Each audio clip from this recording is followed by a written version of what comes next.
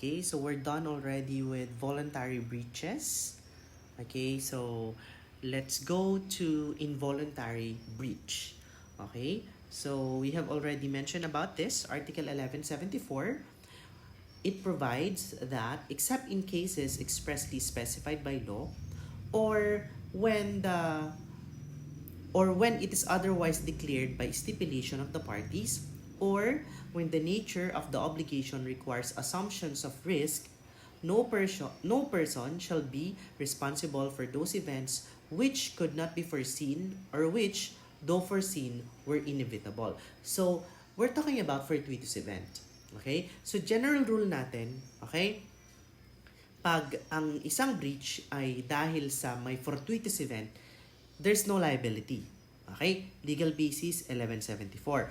May exception lang tayo, yung mga naka-red. Kapag sinabi ng law na kahit may fortuitous event, liable ka pa rin, liable ka pa rin. Pag in-stipulate ng parties na kahit may fortuitous event, liable ka pa rin, liable ka pa rin. And also, kapag pasok sa tinatawag na assumption of risk, explain natin later on, liable ka pa rin.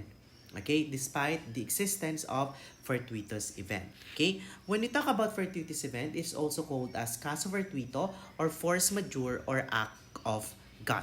Okay, I have here the requisites of fortuitous event. Okay, apat to. 1, 2, 3, 4. Okay, so dapat kompleto ito para masabi natin na merong fortuitous event. Okay, number 1, the cause of the unforeseen and unexpected occurrence or the failure to comply with his obligation must be what daw?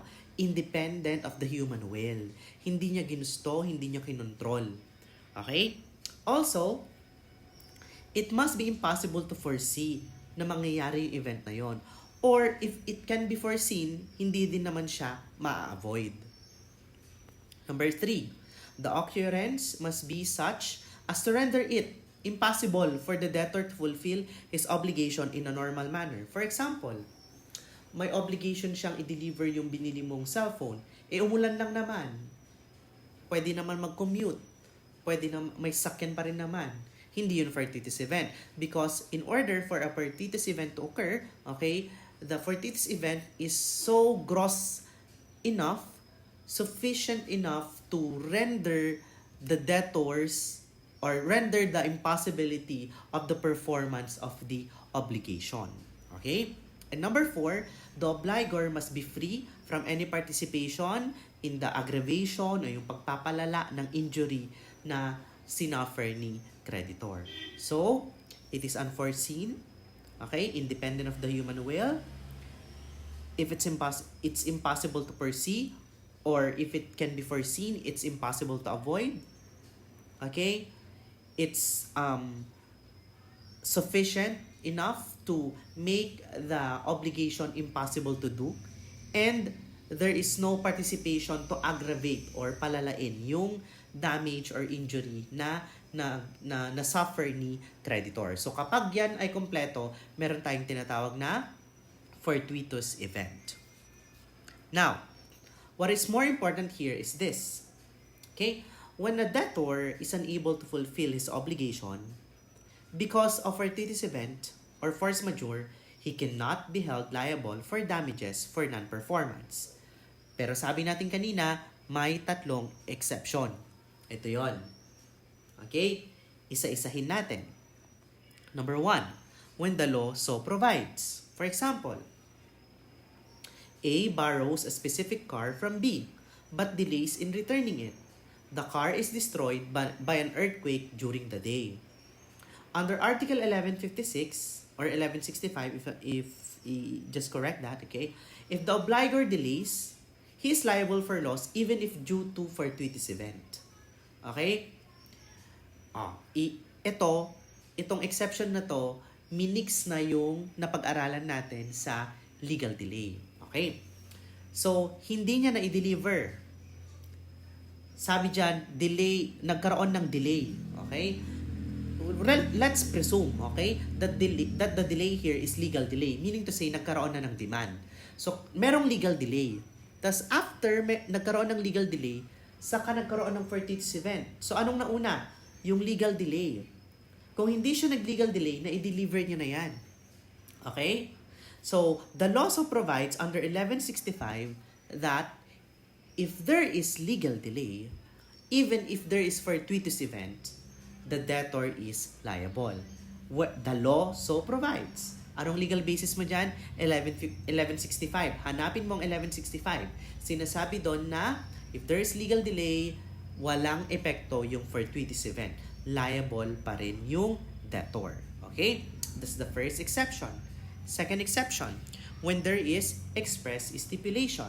Okay? For example, there's a lease contract that states, the lessee shall be liable for loss of the property even if caused by force majeure. Malinaw. Di ba?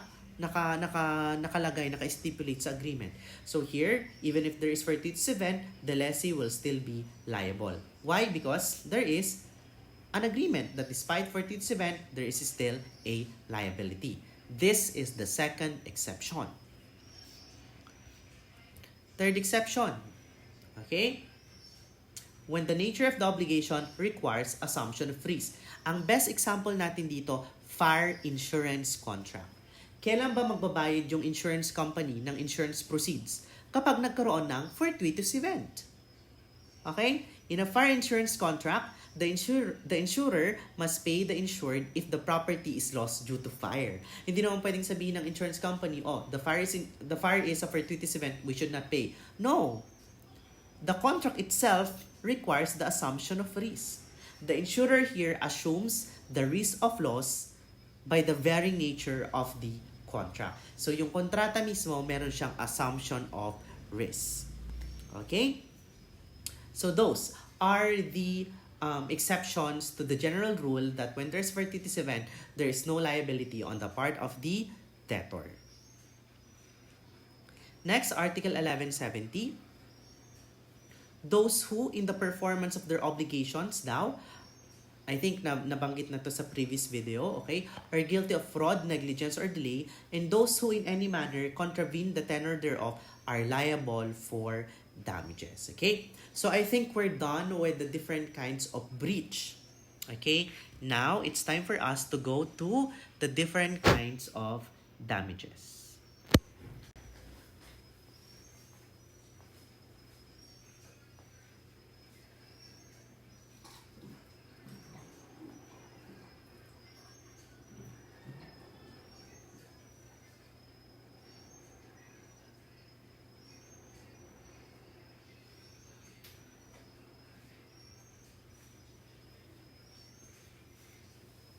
Okay, what do you observe on the first letters of the different kinds of damages? Okay, pwede tayong gumawa ng mnemonics, no? We have M-E-N-T-A-L, mental. That stands for moral damages, exemplary damages, nominal damages, temporary damages, actual damages, and liquidated damages. Okay, let's try to understand each concept. Moral damages, okay, include physical suffering, mental anguish, fright, serious anxiety, besmirched reputation, wounded feelings, moral shock, social humiliation, and similar injury. Those incapable of pecuniary computation. Moral damages may be recovered if they are proximate result of the defendant's wrongful act or omission. Okay? Moral damages is commonly awarded by the court dun sa mga cases na medyo sensitive. Like for example, pwede siguro investment scam na medyo malaki yung amount, na hindi ka nakatulog, na stress ka, di ba? Also commonly ina-award din to ng court sa mga rape cases, yung kunwari na i-chismis na rape yung victim or hindi siya nakatulog, di ba? Yung reputation o kunwari libel cases na siraan. Okay, siniraan. Okay? So magkakaroon tayo ng besmirched reputation. Okay? So you can go to court and ask the court to award moral damages. Okay? So pag nagkakaroon kasi ng breach of contract, minsan sa sobrang laki ng breach of contract, okay? Hindi nakakatulog yung injured party, so pwede siyang mag-ask ng moral damages. Okay? Next, exemplary damages. Excuse me. Okay? Exemplary damages. Okay? From the word itself, example, di ba? So, this is a damage awarded by the court by way of example or correction for the public good in addition to moral, temperate, liquidated, or compensatory damages. Ina-award to ng court para hindi na tularan ng ibang tao yung kasalanan na naginawa nitong party na nagkaroon ng breach. Okay? So, dun din sa mga malalang cases, mga sensitive cases, mga rape cases, mga ganyan. Okay? Ina-award ang exemplary damages para hindi na siya tularan. Parang additional damage siya.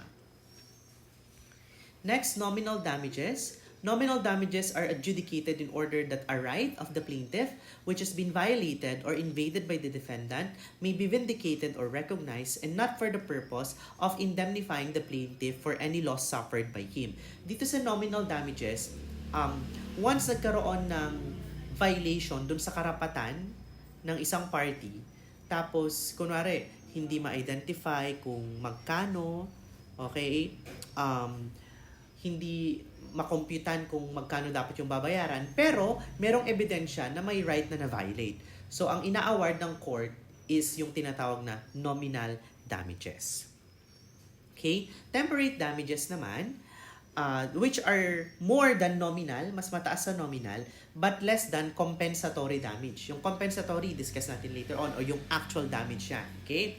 This may be recovered when the court finds that some pecuniary loss has been suffered but its amount cannot, from the nature of the case, be proved with certainty. Sir, para siyang pareho ni nominal. Okay? Although itong temperate, mas mataas siya sa nominal damages. Okay? Anong pagkakaiba nitong dalawa?